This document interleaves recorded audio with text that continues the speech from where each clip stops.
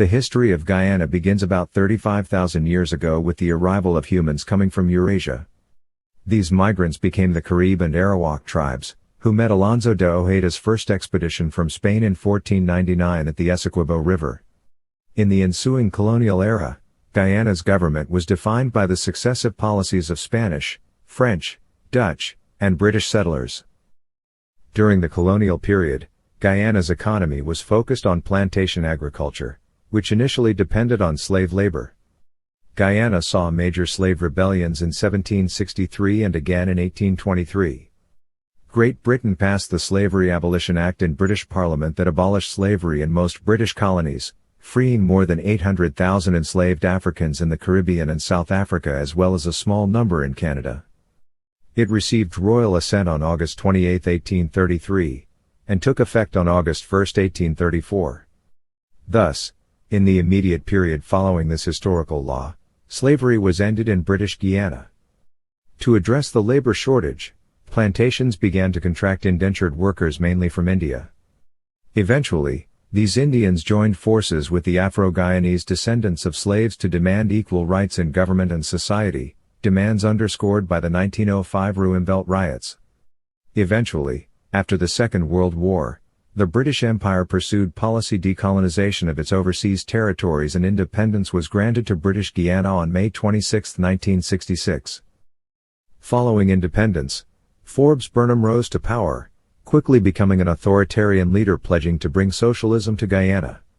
His power began to weaken with the international attention brought to Guyana in the wake of the Jonestown massacres in 1978.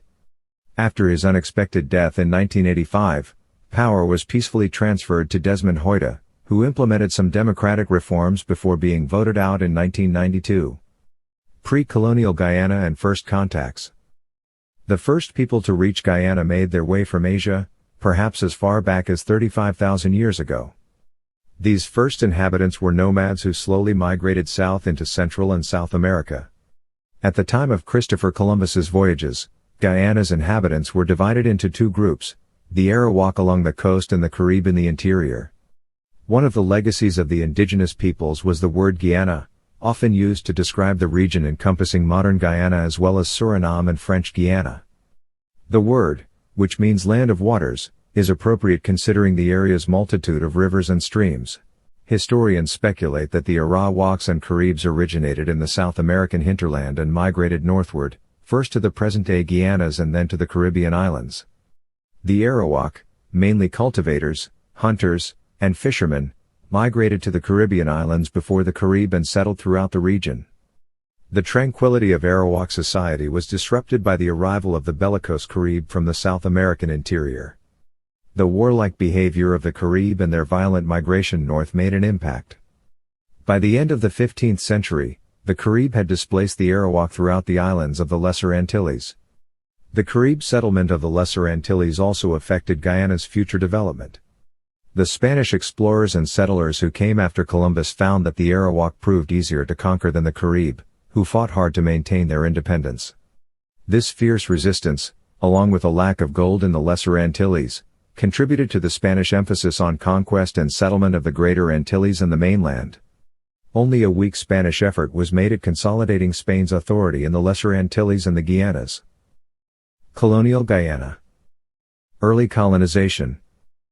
The Dutch were the first Europeans to settle modern-day Guyana. The Netherlands had obtained independence from Spain in the late 16th century and by the early 17th century had emerged as a major commercial power, trading with the fledgling English and French colonies in the Lesser Antilles. In 1616 the Dutch established the first European settlement in the area of Guyana, a trading post 25 kilometers upstream from the mouth of the Essequibo River. Other settlements followed, usually a few kilometers inland on the larger rivers. The initial purpose of the Dutch settlements was trade with the indigenous people. The Dutch aim soon changed to the acquisition of territory as other European powers gained colonies elsewhere in the Caribbean. Although Guyana was claimed by the Spanish, who sent periodic patrols through the region, the Dutch gained control over the region early in the 17th century. Dutch sovereignty was officially recognized with the signing of the Treaty of Munster in 1648. In 1621 the government of the Netherlands gave the newly formed Dutch West India Company complete control over the trading post on the Essequibo. This Dutch commercial concern administered the colony, known as Essequibo, for more than 170 years. The company established a second colony, on the Berbice River southeast of Essequibo, in 1627. Although under the general jurisdiction of this private group, the settlement, named Berbice, was governed separately. Demerara, situated between Essequibo and Berbice, was settled in 1741 and emerged in 1773 as a separate colony under the direct control of the Dutch West India Company. Although the Dutch colonizers initially were motivated by the prospect of trade in the Caribbean, their possessions became significant producers of crops.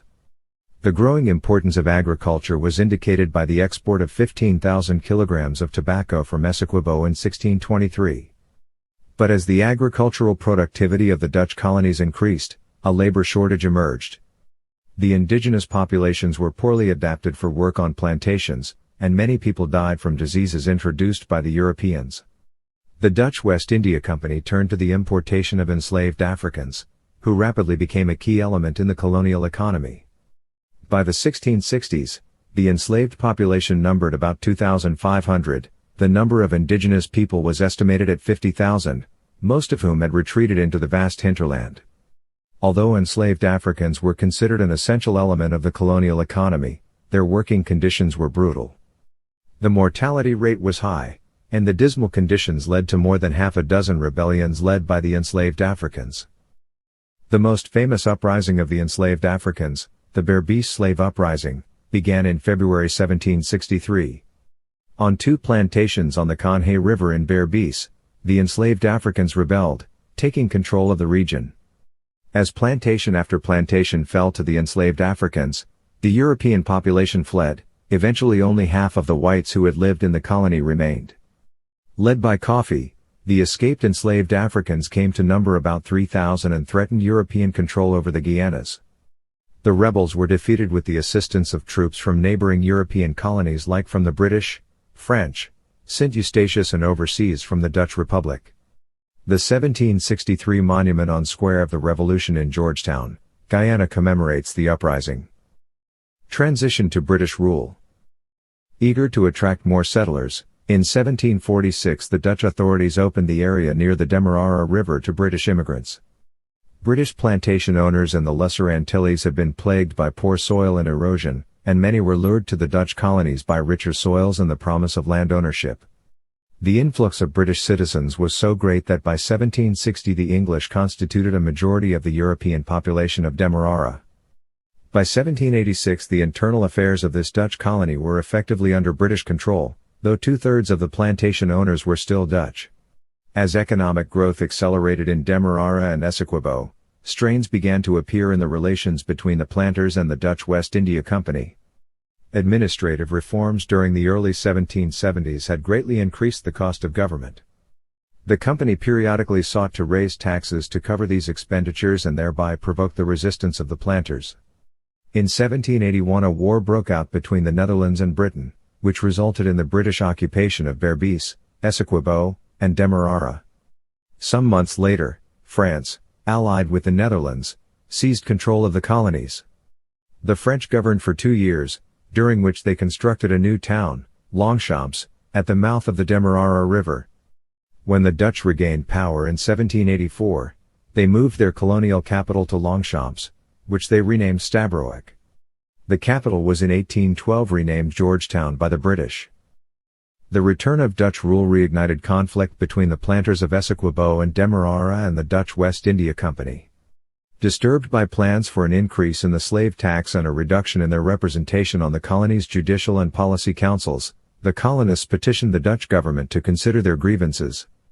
In response, a special committee was appointed, which proceeded to draw up a report called the Concept Plan of Redress. This document called for far-reaching constitutional reforms and later became the basis of the British governmental structure. The plan proposed a decision-making body to be known as the Court of Policy. The judiciary was to consist of 2 courts of justice, one serving Demerara and the other Essequibo. The membership of the Court of Policy and of the Courts of Justice would consist of company officials and planters who owned more than 25 slaves. The Dutch commission that was assigned the responsibility of implementing this new system of government returned to the Netherlands with extremely unfavorable reports concerning the Dutch West India Company's administration. The company's charter, therefore, was allowed to expire in 1792 and the concept plan of redress was put into effect in Demerara and Essequibo. Renamed the United Colony of Demerara and Essequibo, the area then came under the direct control of the Dutch government. Berbice maintained its status as a separate colony. The catalyst for formal British takeover was the French Revolution and the subsequent Napoleonic Wars. In 1795 the French occupied the Netherlands. The British declared war on France and in 1796 launched an expeditionary force from Barbados to occupy the Dutch colonies. The British takeover was bloodless, and the local Dutch administration of the colony was left relatively uninterrupted under the constitution provided by the concept plan of redress. Both Berbice and the United Colony of Demerara and Essequibo were under British control from 1796 to 1802. By means of the Treaty of Amiens, both were returned to Dutch control. Peace was short-lived, however. The war between Britain and France resumed in less than a year, and in 1803 the United Colony and Berbice were seized once more by British troops. At the London Convention of 1814, both colonies were formally ceded to Britain. In 1831, Berbice and the United Colony of Demerara and Essequibo were unified as British Guiana. The colony would remain under British control until independence in 1966. Origins of the border dispute with Venezuela. When Britain gained formal control over what is now Guyana in 1814, it also became involved in one of Latin America's most persistent border disputes. At the London Convention of 1814, the Dutch surrendered the United Colony of Demerara and Essequibo and Berbice to the British, a colony which had the Essequibo River as its west border with the Spanish colony of Venezuela. Although Spain still claimed the region, the Spanish did not contest the treaty because they were preoccupied with their own colony's struggles for independence. In 1835 the British government asked German explorer Robert Hermann Schomburgk to map British Guiana and mark its boundaries. As ordered by the British authorities, Schomburgk began British Guiana's western boundary with Venezuela at the mouth of the Orinoco River, although all the Venezuelan maps showed the Essequibo River as the east border of the country. A map of the British colony was published in 1840.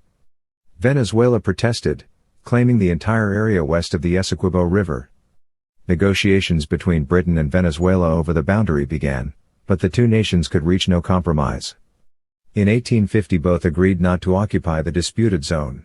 The discovery of gold in the contested area in the late 1850s reignited the dispute. British settlers moved into the region and the British Guiana Mining Company was formed to mine the deposits. Over the years, Venezuela made repeated protests and proposed arbitration, but the British government was uninterested. Venezuela finally broke diplomatic relations with Britain in 1887 and appealed to the United States for help. The British at first rebuffed the United States government's suggestion of arbitration, but when President Grover Cleveland threatened to intervene according to the Monroe Doctrine, Britain agreed to let an international tribunal arbitrate the boundary in 1897. For 2 years, the tribunal consisting of 2 Britons, 2 Americans, and a Russian studied the case in Paris. Their 3-2 decision, handed down in 1899, awarded 94% of the disputed territory to British Guiana. Venezuela received only the mouths of the Orinoco River and a short stretch of the Atlantic coastline just to the east. Although Venezuela was unhappy with the decision, a commission surveyed a new border in accordance with the award, and both sides accepted the boundary in 1905. The issue was considered settled for the next half-century. The early British colony and the labor problem. Political, economic, and social life in the 19th century was dominated by a European planter class. Although the smallest group in terms of numbers, members of the plantocracy had links to British commercial interests in London and often enjoyed close ties to the governor, who was appointed by the monarch. The plantocracy also controlled exports and the working conditions of the majority of the population. The next social stratum consisted of a small number of freed slaves, many of mixed African and European heritage, in addition to some Portuguese merchants. At the lowest level of society was the majority, the African slaves who lived and worked in the countryside, where the plantations were located. Unconnected to colonial life, small groups of Amerindians lived in the hinterland. Colonial life was changed radically by the demise of slavery. Although the international slave trade was abolished in the British Empire in 1807, slavery itself continued. In what is known as the Demerara Rebellion of 1823, 10,000 to 13,000 slaves in Demerara, Essequibo rose up against their oppressors. Although the rebellion was easily crushed, the momentum for abolition remained, and by 1838 total emancipation had been effected. The end of slavery had several ramifications. Most significantly, many former slaves rapidly departed the plantations. Some ex-slaves moved to towns and villages, feeling that field labor was degrading and inconsistent with freedom, but others pooled their resources to purchase the abandoned estates of their former masters and created village communities. Establishing small settlements provided the new Afro-Guyanese communities an opportunity to grow and sell food, an extension of a practice under which slaves had been allowed to keep the money that came from the sale of any surplus produce. The emergence of an independent-minded Afro-Guyanese peasant class, however, threatened the planters' political power, inasmuch as the planters no longer held a near monopoly on the colony's economic activity. Emancipation also resulted in the introduction of new ethnic and cultural groups into British Guiana. The departure of the Afro-Guyanese from the sugar plantations soon led to labor shortages. After unsuccessful attempts throughout the 19th century to attract Portuguese workers from Madeira, the estate owners were again left with an inadequate supply of labor.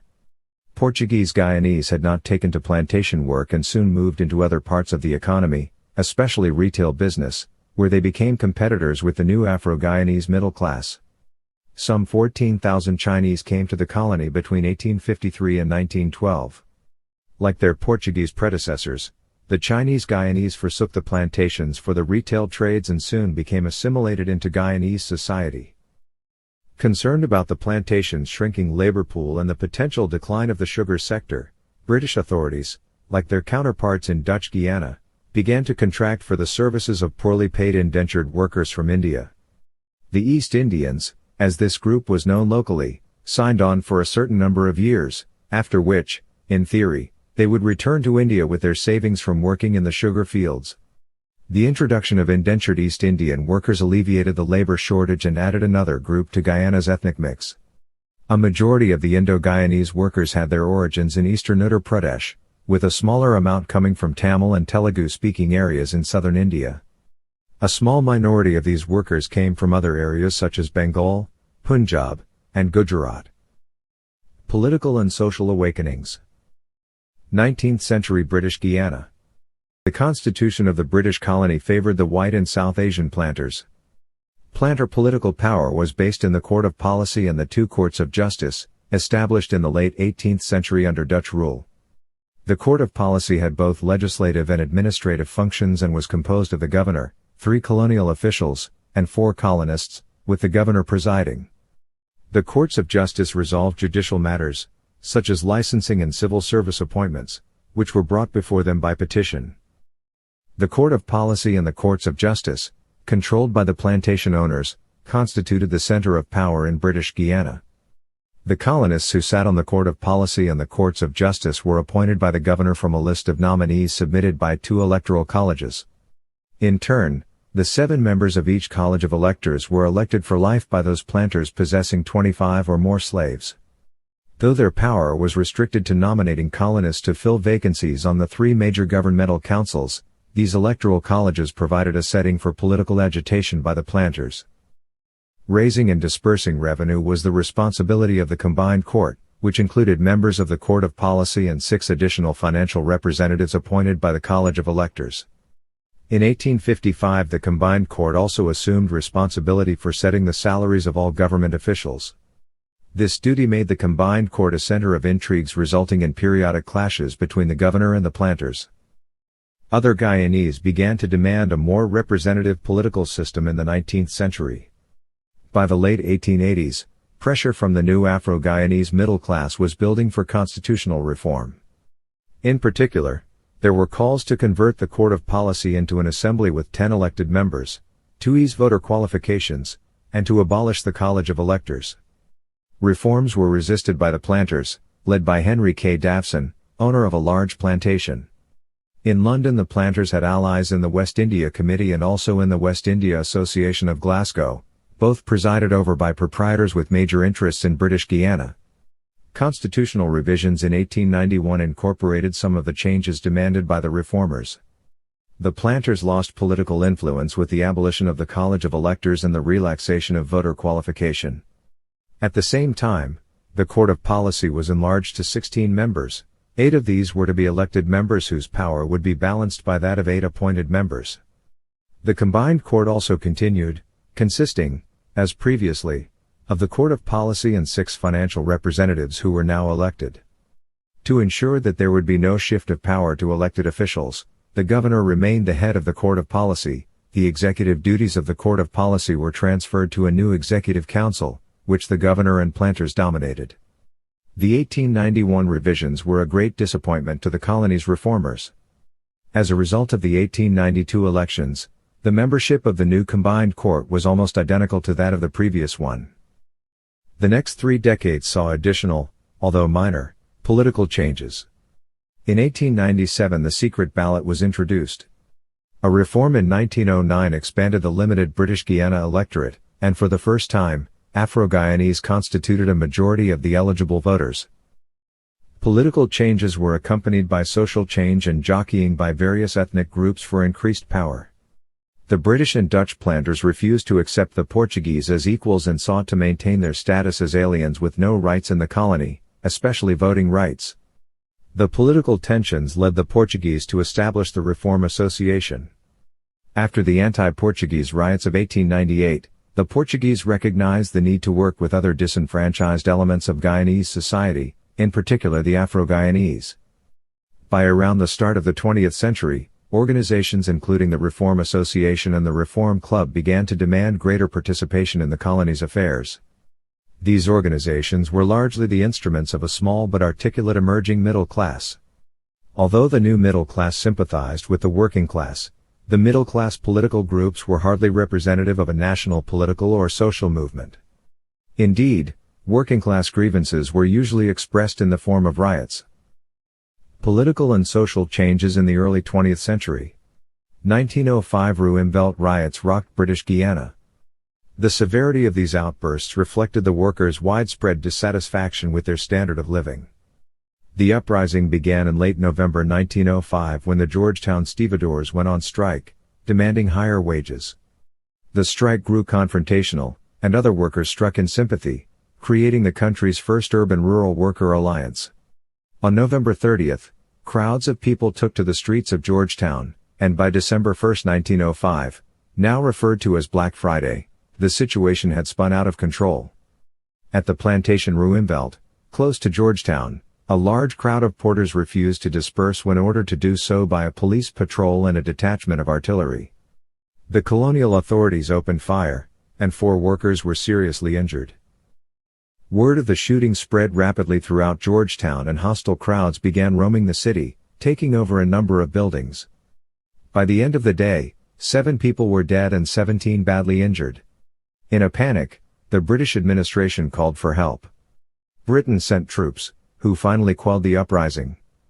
Although the stevedores' strike failed, the riots had planted the seeds of what would become an organized trade union movement. Even though World War I was fought far beyond the borders of British Guiana, the war altered Guyanese society. The Afro-Guyanese who joined the British military became the nucleus of an elite Afro-Guyanese community upon their return. World War I also led to the end of East Indian indentured service. British concerns over political stability in India and criticism by Indian nationalists that the program was a form of human bondage caused the British government to outlaw indentured labor in 1917. In the closing years of World War I, the colony's first trade union was formed. The British Guiana Labour Union was established in 1917 under the leadership of H. N. Critchlow and led by Alfred A. Thorne. Formed in the face of widespread business opposition, the BGLU at first mostly represented Afro-Guyanese dock workers. Its membership stood around 13,000 by 1920, and it was granted legal status in 1921 under the Trades Union Ordinance. Although recognition of other unions would not come until 1939, the BGLU was an indication that the working class was becoming politically aware and more concerned with its rights. The second trade union, the British Guiana Workers' League, was established in 1931 by Alfred A. Thorne, who served as the League's leader for 22 years. The League sought to improve the working conditions for people of all ethnic backgrounds in the colony. Most workers were of West African, East Indian, Chinese and Portuguese descent, and had been brought to the country under a system of forced or indentured labor. After World War I, new economic interest groups began to clash with the Combined Court. The country's economy had come to depend less on sugar and more on rice and bauxite, and producers of these new commodities resented the sugar planters' continued domination of the Combined Court. Meanwhile, the planters were feeling the effects of lower sugar prices and wanted the Combined Court to provide the necessary funds for new drainage and irrigation programs. To stop the bickering and resultant legislative paralysis, in 1928 the Colonial Office announced a new constitution that would make British Guiana a crown colony under the tight control of a governor appointed by the Colonial Office. The Combined Court and the Court of Policy were replaced by a legislative council with a majority of appointed members. To middle-class and working-class political activists, this new constitution represented a step backward and a victory for the planters. Influence over the governor, rather than the promotion of a particular public policy, became the most important issue in any political campaign. The Great Depression of the 1930s brought economic hardship to all segments of Guyanese society. All of the colony's major exports, sugar, rice and bauxite, were affected by low prices, and unemployment soared. As in the past, the working class found itself lacking a political voice during a time of worsening economic conditions. By the mid-1930s, British Guiana and the whole British Caribbean were marked by labor unrest and violent demonstrations. In the aftermath of riots throughout the British West Indies, a royal commission under Lord Moyna was established to determine the reasons for the riots and to make recommendations. British Guiana, the Moyna Commission questioned a wide range of people, including trade unionists, Afro-Guyanese professionals, and representatives of the Indo-Guyanese community. The Commission pointed out the deep division between the country's two largest ethnic groups, the Afro-Guyanese and the Indo-Guyanese. The largest group, the Indo-Guyanese, consisted primarily of rural rice producers or merchants. They had retained the country's traditional culture and did not participate in national politics. The Afro-Guyanese were largely urban workers or bauxite miners. They had adopted European culture and dominated national politics. To increase the representation of the majority of the population in British Guiana, the Moyna Commission called for increased democratization of government as well as economic and social reforms. The Moyna Commission report in 1938 was a turning point in British Guiana. It urged extending the franchise to women and persons not owning land and encouraged the emerging trade union movement. However, many of the Moyna Commission's recommendations were not immediately implemented because of the outbreak of World War II and because of British opposition. With the fighting far away, the period of World War II in British Guiana was marked by continuing political reform and improvements to the national infrastructure. The governor, Sir Gordon Leatham, created the country's first 10-year development plan, reduced property qualifications for office holding and voting, and made elective members a majority on the Legislative Council in 1943. Under the aegis of the Lend-Lease Act of 1941, a modern air base was constructed by United States troops. By the end of World War II, British Guiana's political system had been widened to encompass more elements of society and the economy's foundations had been strengthened by increased demand for bauxite. Pre-independence government. Development of political parties. At the end of World War II, political awareness and demands for independence grew in all segments of society. The immediate post-war period witnessed the founding of Guyana's major political parties. The People's Progressive Party was founded on January 1, 1950. Internal conflicts developed in the PPP, and in 1957 the People's National Congress was created as a split-off. These years also saw the beginning of a long and acrimonious struggle between the country's two dominant political personalities, Chetty Jagan and Lyndon Forbes Burnham. Chetty Jagan had been born in Guyana in 1918. His parents were immigrants from India. His father was a driver, a position considered to be on the lowest rung of the middle stratum of Guyanese society. Jagan's childhood gave him a lasting insight into rural poverty. Despite their poor background, the senior Jagan sent his son to Queen's College in Georgetown. After his education there, Jagan went to the United States to study dentistry, graduating from Northwestern University in Evanston, Illinois in 1942. Jagan returned to British Guiana in October 1943 and was soon joined by his American wife, the former Janet Rosenberg, who was to play a significant role in her new country's political development. Although Jagan established his own dentistry clinic, he was soon enmeshed in politics.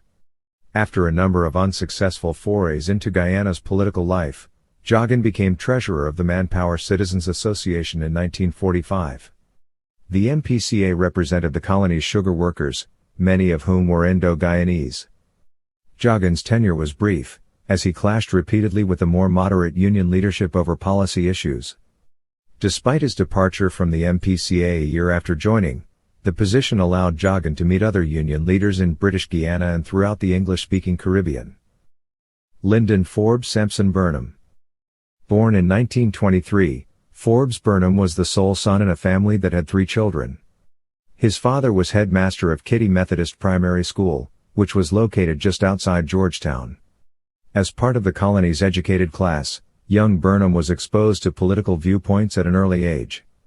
He did exceedingly well in school and went to London to obtain a law degree. Although not exposed to childhood poverty as was Jagan, Burnham was acutely aware of racial discrimination. The social strata of the urban Afro-Guyanese community of the 1930s and 1940s included a mulatto or colored elite, a black professional middle class, and, at the bottom, the black working class. Unemployment in the 1930s was high. When war broke out in 1939, many Afro-Guyanese joined the military, hoping to gain new job skills and escape poverty. When they returned home from the war, however, jobs were still scarce and discrimination was still a part of life. Founding of the PAC and PPP. The springboard for Jagan's political career was the Political Affairs Committee, formed in 1946 as a discussion group. The new organization published the PAC Bulletin to promote its Marxist ideology and ideas of liberation and decolonization. The PAC's outspoken criticism of the colony's poor living standards attracted followers as well as detractors. The November 1947 general elections, the PAC put forward several members as independent candidates. The PAC's major competitor was the newly formed British Guiana Labour Party, which, under J.B. Singh, won 6 of 14 seats contested. Jagan won a seat and briefly joined the Labour Party.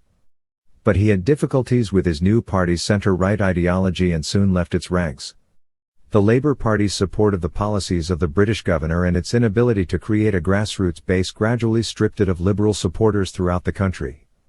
The Labour Party's lack of a clear-cut reform agenda left a vacuum, which Jagan rapidly moved to fill. Turmoil on the colony's sugar plantations gave him an opportunity to achieve national standing. After the June 16, 1948 police shootings of 5 Indo-Guyanese workers at Enmore, close to Georgetown, the PAC and the Guiana Industrial Workers Union organized a large and peaceful demonstration, which clearly enhanced Jagan's standing with the Indo-Guyanese population. After the PAC, Jagan's next major step was the founding of the People's Progressive Party in January 1950. Using the PAC as a foundation, Jagan created from it a new party that drew support from both the Afro-Guyanese and Indo-Guyanese communities. To increase support among the Afro-Guyanese, Forbes Burnham was brought into the party. The PPP's initial leadership was multi-ethnic and left of center, but hardly revolutionary. Jagan became the leader of the PPP's parliamentary group, and Burnham assumed the responsibilities of party chairman. Other key party members included Janet Jagan, Brindley Ben, and Ashton Chase, both PAC veterans.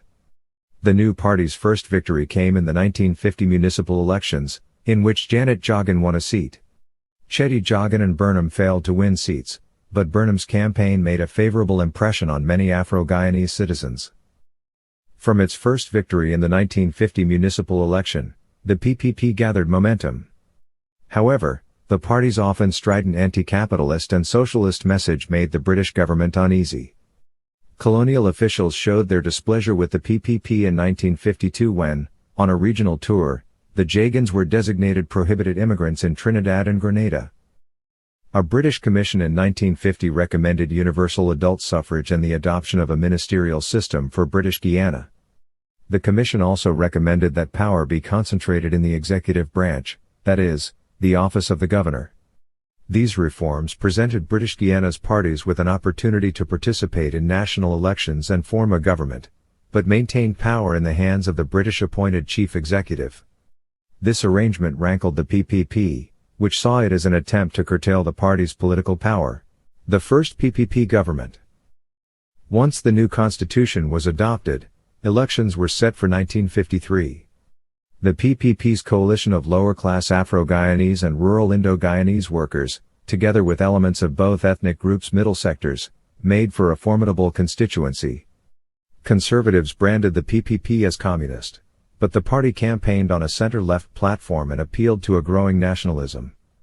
The other major party participating in the election, the National Democratic Party, was a spin-off of the League of Colored Peoples and was largely an Afro-Guyanese middle-class organization, sprinkled with middle-class Portuguese and Indo-Guyanese. The NDP, together with the poorly organized United Farmers and Workers' Party and the United National Party, was soundly defeated by the PPP.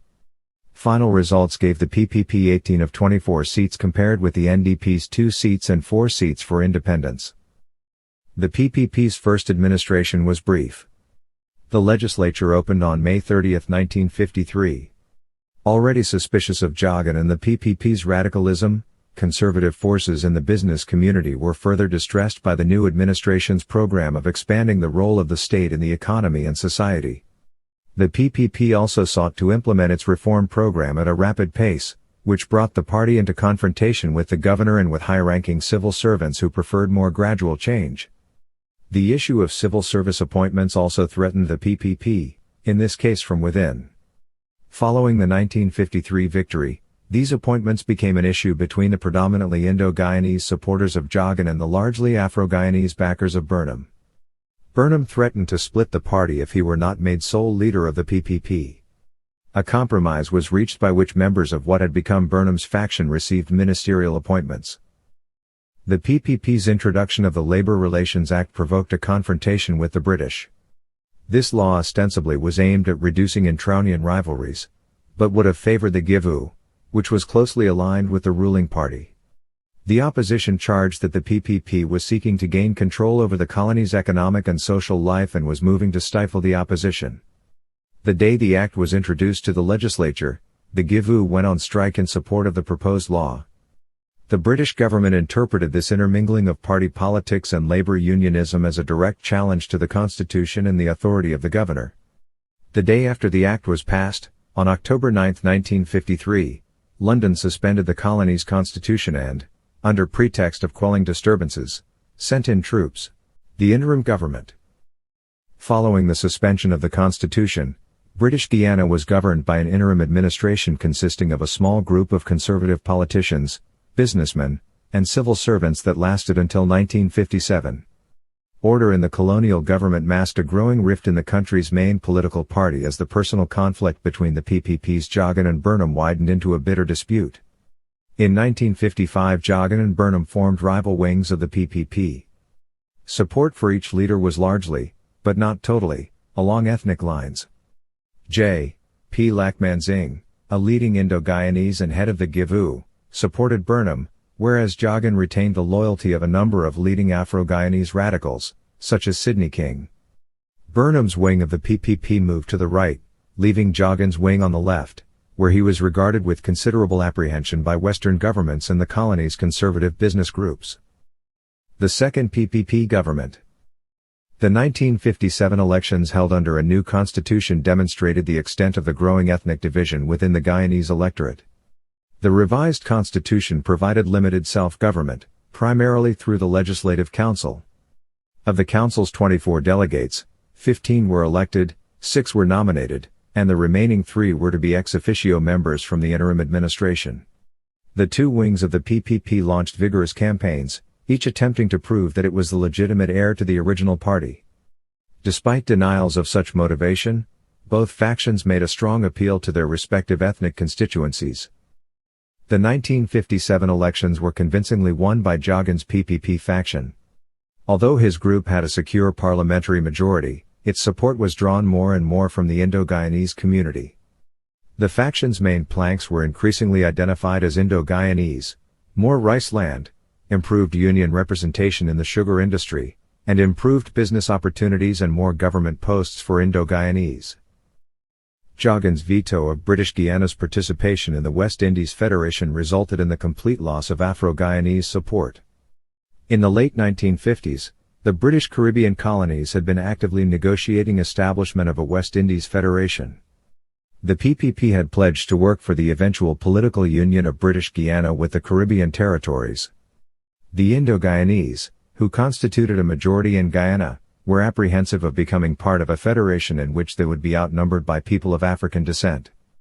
Jagan's veto of the federation caused his party to lose all significant Afro-Guyanese support. Burnham learned an important lesson from the 1957 elections. He could not win if supported only by the lower-class, urban Afro-Guyanese. He needed middle-class allies, especially those Afro-Guyanese who backed the moderate United Democratic Party. From 1957 onward, Burnham worked to create a balance between maintaining the backing of the more radical Afro-Guyanese lower classes and gaining the support of the more capitalist middle class. Clearly, Burnham's stated preference for socialism would not bind those two groups together against Jagan, an avowed Marxist. The answer was something more basic: race. Burnham's appeals to race proved highly successful in bridging the schism that divided the Afro-Guyanese along class lines.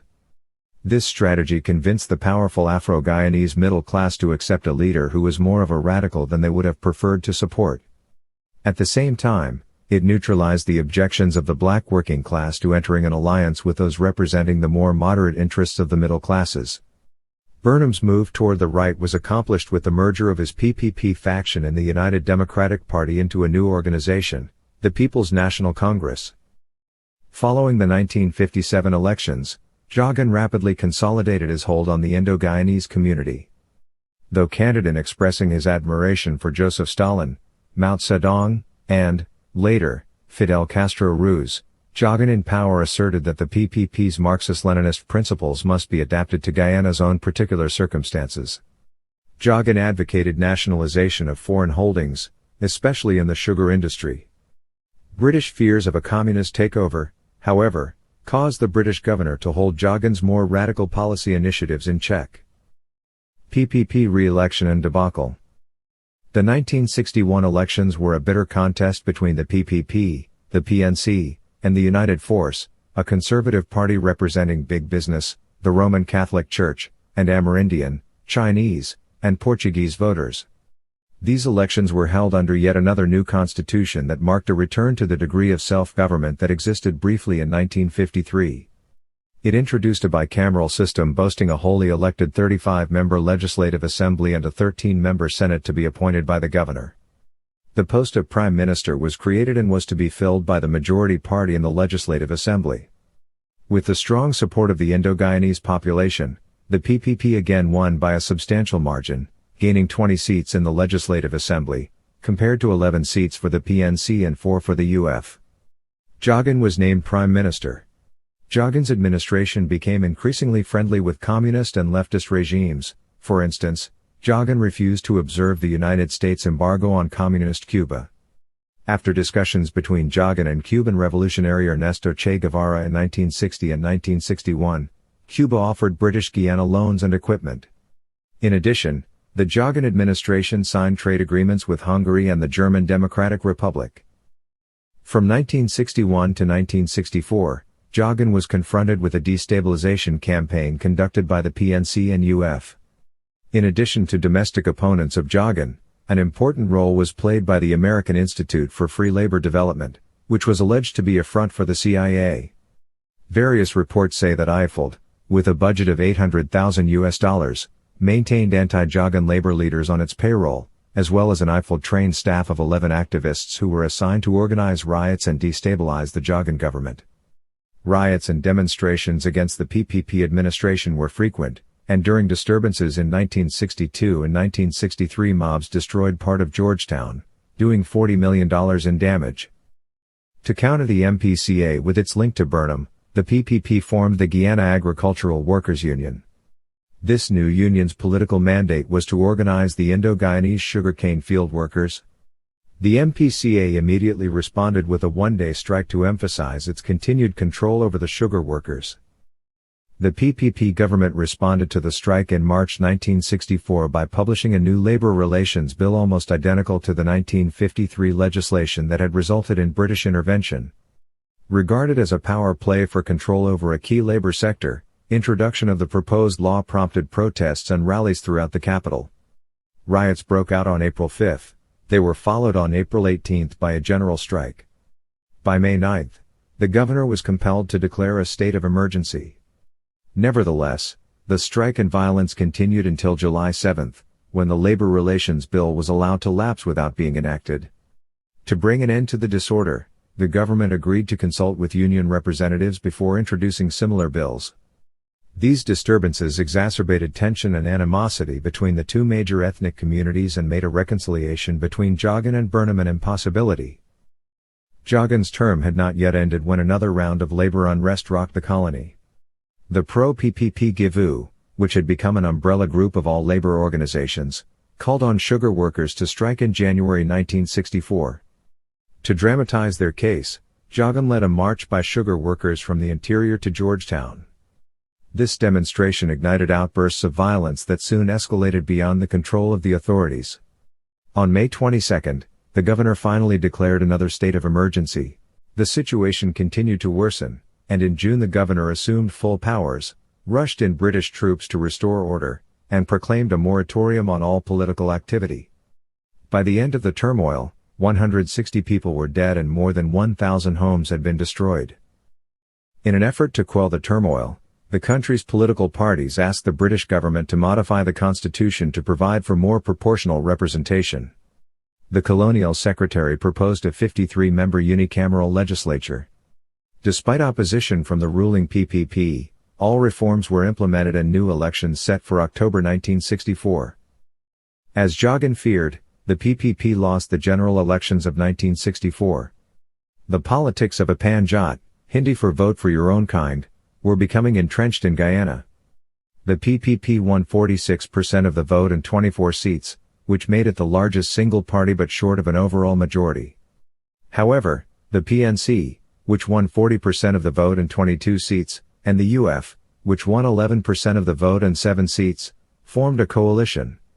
The socialist PNC and unabashedly capitalist UF had joined forces to keep the PPP out of office for another term. Jagan called the election fraudulent and refused to resign as prime minister. The constitution was amended to allow the governor to remove Jagan from office. Burnham became prime minister on December 14, 1964. Independence and the Burnham era. Burnham in power. In the first year under Forbes Burnham, conditions in the colony began to stabilize. The new coalition administration broke diplomatic ties with Cuba and implemented policies that favored local investors and foreign industry. The colony applied the renewed flow of Western aid to further development of its infrastructure.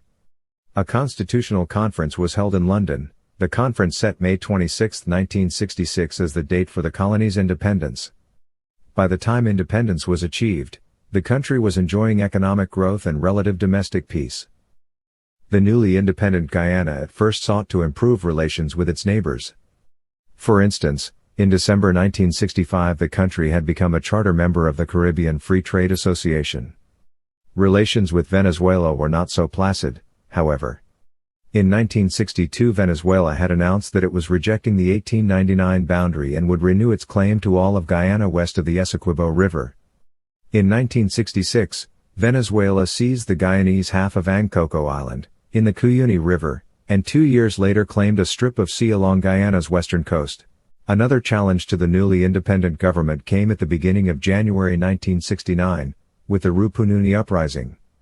In the Rupununi region in southwest Guyana, along the Venezuelan border, white settlers and Amerindians rebelled against the central government. Several Guyanese policemen in the area were killed, and spokesmen for the rebels declared the area independent and asked for Venezuelan aid. Troops arrived from Georgetown within days, and the rebellion was quickly put down. Although the rebellion was not a large affair, it exposed underlying tensions in the new state and the Amerindians' marginalized role in the country's political and social life. The Cooperative Republic.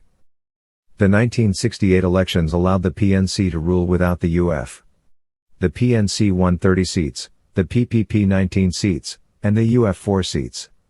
However, many observers claimed the elections were marred by manipulation and coercion by the PNC. The PPP and UF were part of Guyana's political landscape but were ignored as Burnham began to convert the machinery of state into an instrument of the PNC.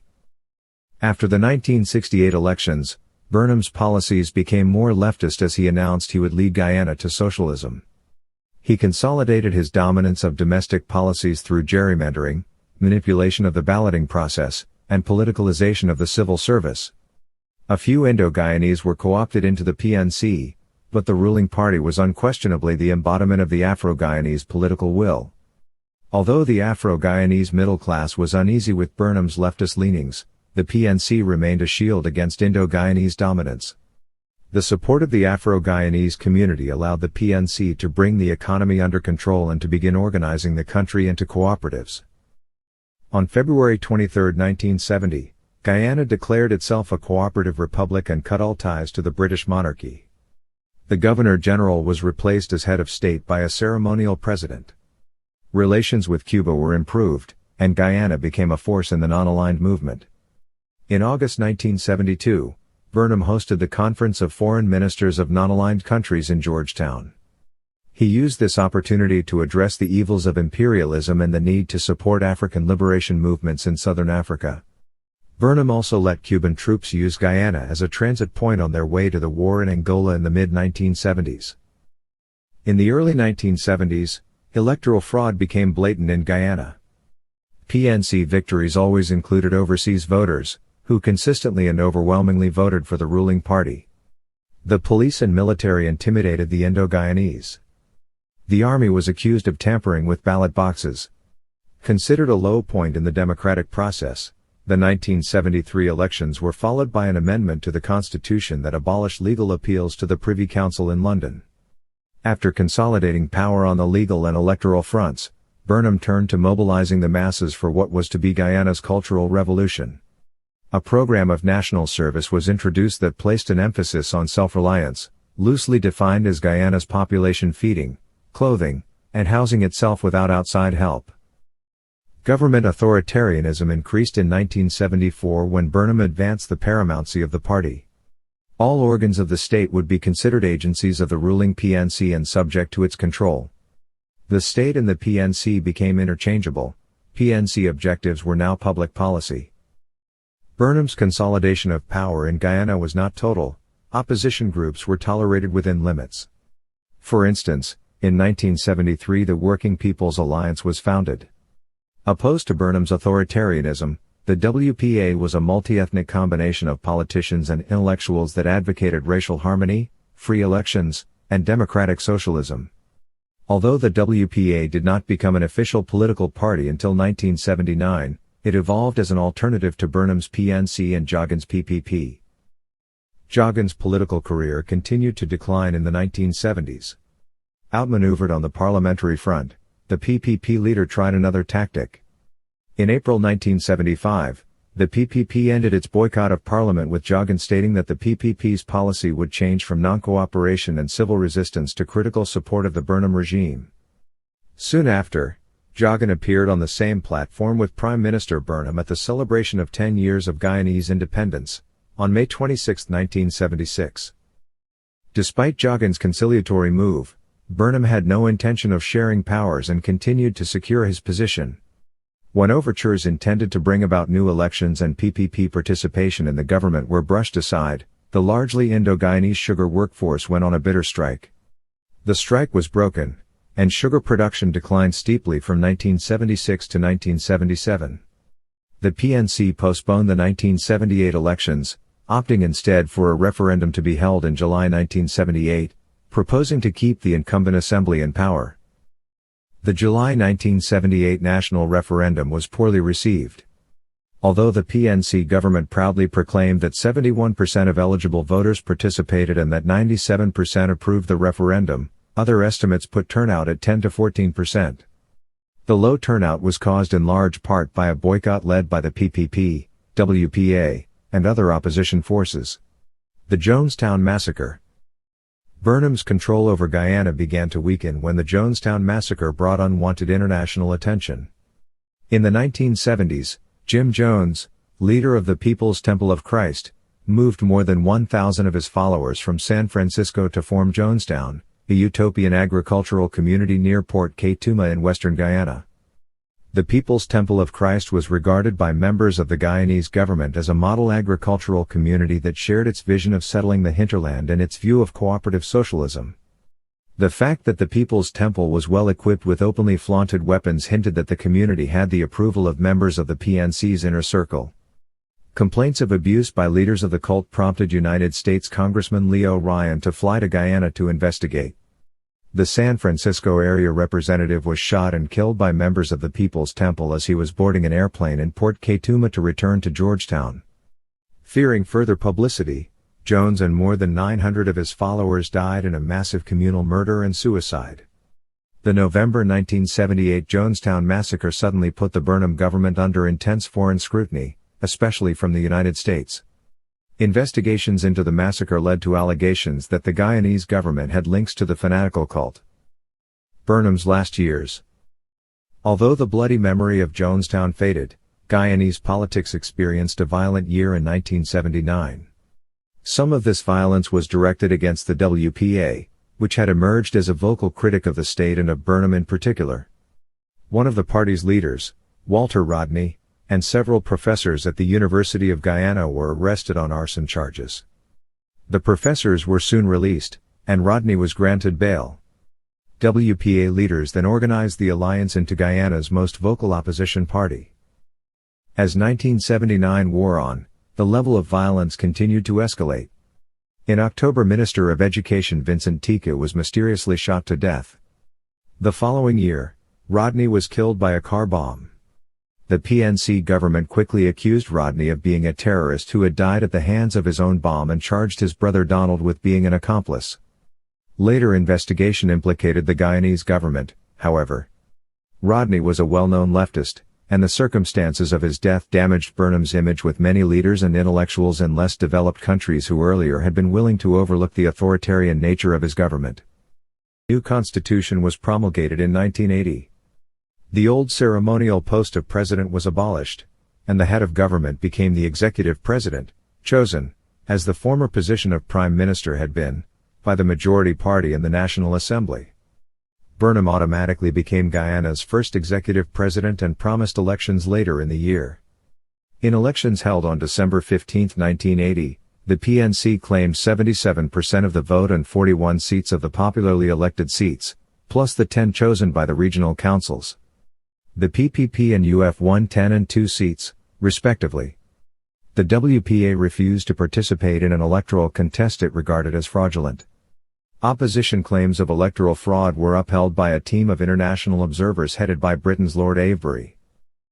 The economic crisis facing Guyana in the early 1980s deepened considerably, accompanied by the rapid deterioration of public services, infrastructure, and overall quality of life.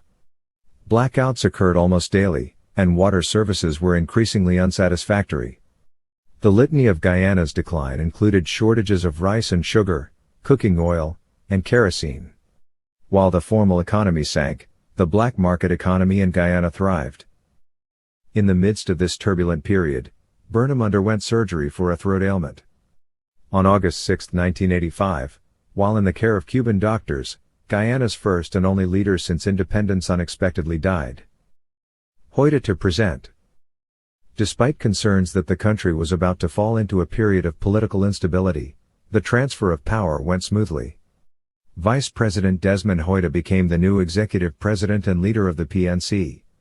His initial tasks were threefold: to secure authority within the PNC and national government, to take the PNC through the December 1985 elections, and to revitalize the stagnant economy. Ojeda's first two goals were easily accomplished.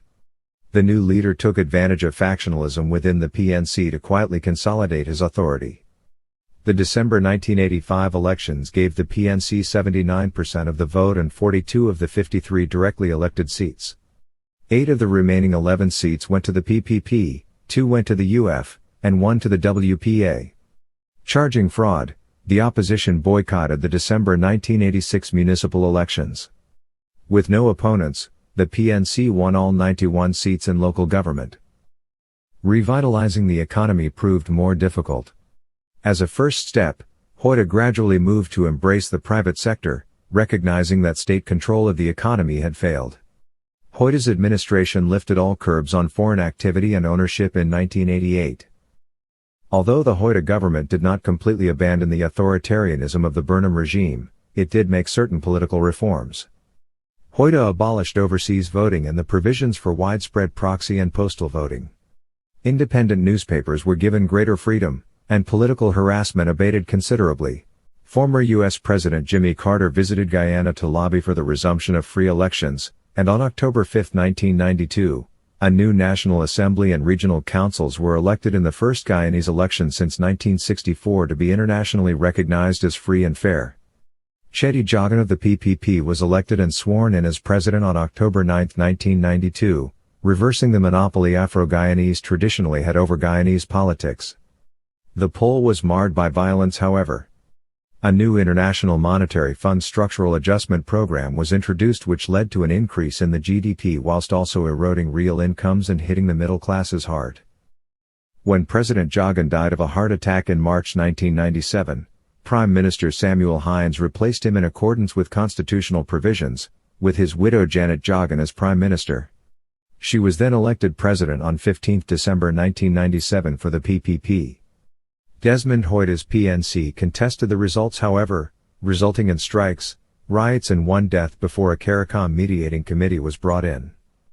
Janet Jagan's PPP government was sworn in on 24 December, having agreed to a constitutional review and to hold elections within 3 years, though Ojeda refused to recognize her government. Jagan resigned in August 1999 due to ill health and was succeeded by Finance Minister Bharat Jagdeo, who had been named Prime Minister a day earlier. National elections were held on March 19, 2001, 3 months later than planned as the election committees said they were unprepared. Fears that the violence that marred the previous election led to monitoring by foreign bodies, including Jimmy Carter. In March, incumbent President Jagdeo won the election with a voter turnout of over 90%. Meanwhile, tensions with Suriname were seriously strained by a dispute over their shared maritime border after Guyana had allowed oil prospectors license to explore the areas. In December 2002, Ojeda died, with Robert Corbyn replacing him as leader of the PNC. He agreed to engage in constructive engagement with Jagdeo and the PPP. Severe flooding following torrential rainfall wreaked havoc in Guyana beginning in January 2005. The downpour, which lasted about 6 weeks, inundated the coastal belt, caused the deaths of 34 people, and destroyed large parts of the rice and sugarcane crops. The UN Economic Commission for Latin America and the Caribbean estimated in March that the country would need $415 million for recovery and rehabilitation. About 275,000 people, 37% of the population, were affected in some way by the floods. In 2013, the Hope Canal was completed to address the flooding. In May 2008, President Bharat Jagdeo was a signatory to the UNASUR Constitutive Treaty of the Union of South American Nations. On 12 February 2010, Guyana ratified its membership in the Union of South American Nations. In December 2011, President Bharat Jagdeo was succeeded by Donald Ramoter of the governing People's Progressive Party. However, the ruling party, the party, mainly supported by Guyana's ethnic Indians, lost its parliamentary majority for the first time in 19 years. In May 2015, David Granger of A Partnership for National Unity and Alliance for Change narrowly won the elections. He represented the alliance of Afro-Guyanese parties. In May 2015, David Granger was sworn as the new president of Guyana. In August 2020, Irfan Ali became the successor of President Granger. Opposition candidate Irfan Ali was able to swear in as the new president just 5 months after the election because allegations of fraud and irregularities. The outgoing president David Granger lost narrowly and he did not accept the result.